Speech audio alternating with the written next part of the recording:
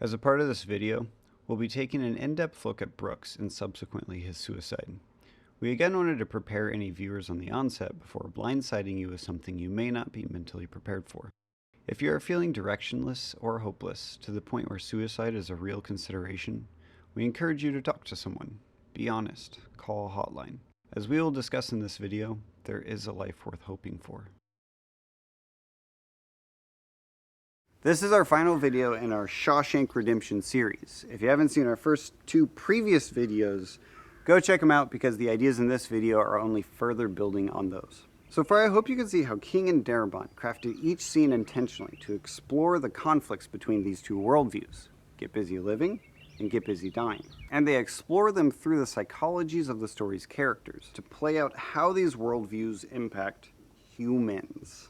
Andy hopes that every aspect of his life is better than it was yesterday. And because of that, he does everything in his power to build a library, not get physically and sexually abused, helps his fellow man, creates beauty, and helps a dozen guys get their high school diploma, including Tommy Williams. Andy's worldview seems pretty compelling, but he's also been beaten within an inch of his life many times, and he's spent months in the hole. While the cons don't have too much to show for, they do show us that laying low and doing nothing about your situation may be a good way to live. None of Andy's friends are shown doing time in the hole. Red never gets beat by the guards. If the movie were to end just using the scenes we've gone over, you'd have a pretty good understanding of what the theme is wrestling with. And you may even have an inclination as to which one you think is a better way to live. But that's not the power of the story. The goal of a writer is to first compel its reader by means of the heart, not the brain. To hit you in the feels, as the kids say. To do so, King has to take each one of these worldviews to their end and then hit us in the gut with its truth.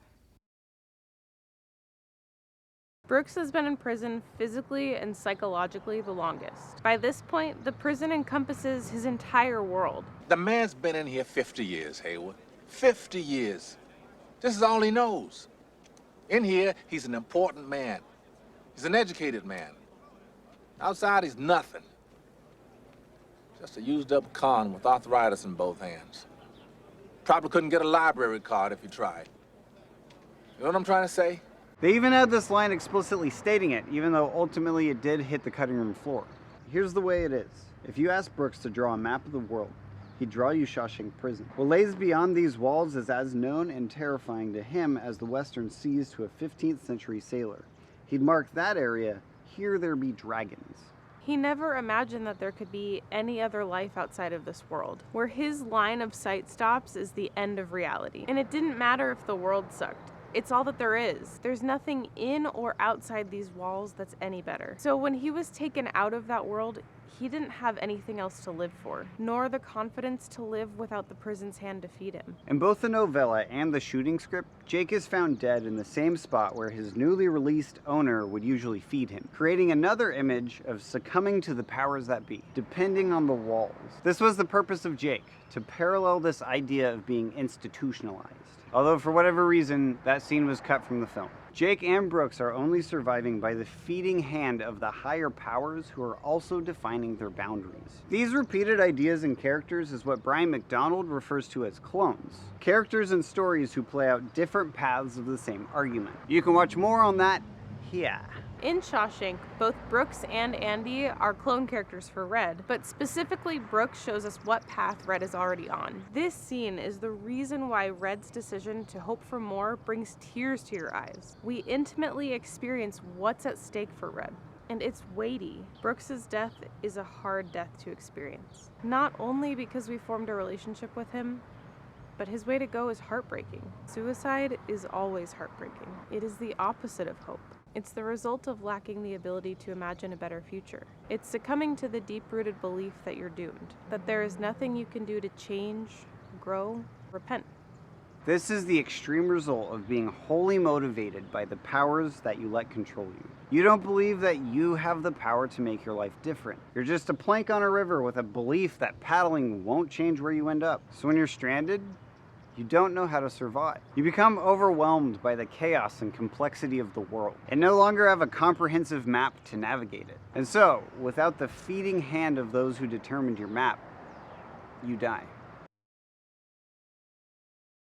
Structurally speaking, Brooks's death is the midpoint reversal. It's where Get Busy Dying has reached its climax. So now the story pivots to discover if hope is a good alternative, if it can sustain even the most difficult situations. Notice how there's no conflict, tension, or dilemma for Andy or Red, all the way up until the warden won't listen to Tommy's story, and then he has him shot. This whole section is doing two things. It demonstrates the fruit of hoping for a better outcome, and it gives Andy a lot so that the writers can ultimately take it all away, akin to what the theme of the biblical story of Job wrestles with. Even when all is taken away, is your worldview worth holding on to? I almost can't believe how well this is done in this movie. They beat Andy up to the point that we're convinced he's hopeless and that he could actually hang himself. Similar to him initially turning around to Boggs and saying, "Let's get this over with," he asks Haywood for a length of rope, making us and the inmates immediately think of Brooks.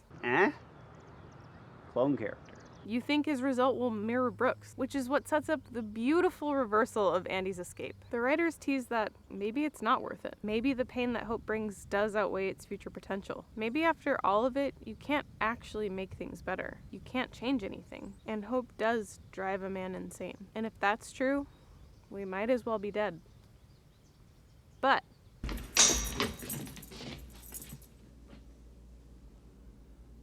Oh my holy God. Andy's hope still has the last word. His persistence, patience, determination, hope that life can be the best that it can be, enabled him to achieve what he wanted more than anything else. Complete freedom. That even at the risk of getting caught, everything he's built being taken away, crawling through 500 yards of human waste, hope is still worth the potential pain. I love this little note in the novella.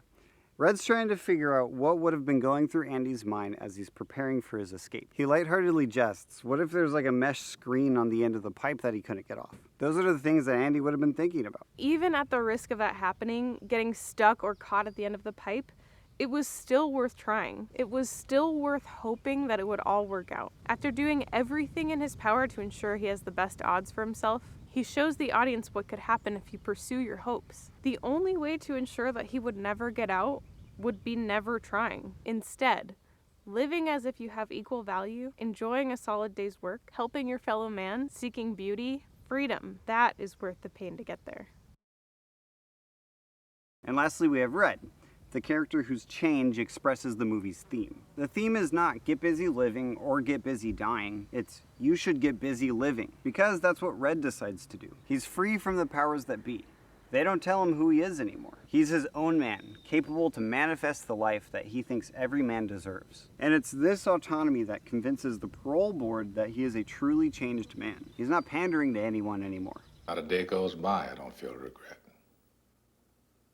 Not because I'm in here, because you think I should. Rehabilitated. It's just a bullshit word. So you go on and stamp your form, Sonny, and stop wasting my time. Because to tell you the truth, I don't give a shit. A beautiful decision by Darabont was to show us that Red has the exact same potential to succumb to the same conclusions as Brooks, but not really consider it for very long. Because Red's a changed man. It's why he got out. He feels what Brooks went through, but decides for himself to widen his eyes, see further, keep a promise, and see where it could go. He decides to hope instead. The Shawshank Redemption retells a story that is deep within our nature. A story that reminds us that we have the power to choose what to do with the life that we're given. That even if we die trying, it's worth working towards the best life that we can imagine. A life that's yours to live freely, and to experience what the good life is. One that's alongside intimate friends, creating and experiencing beauty together. A life worth hoping for. So, do what you will with these thoughts. This story has made me think about how I want to live more than any other movie that I've ever experienced. But it's a hard one to square. How far would you go to live a better life tomorrow than you have today? Would you crawl through 5 football fields of poop to live the life that you want?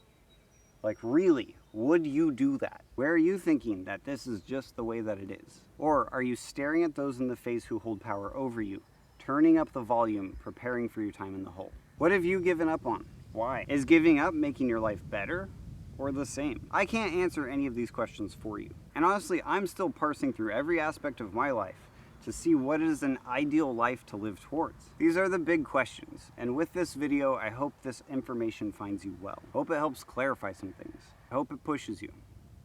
I hope.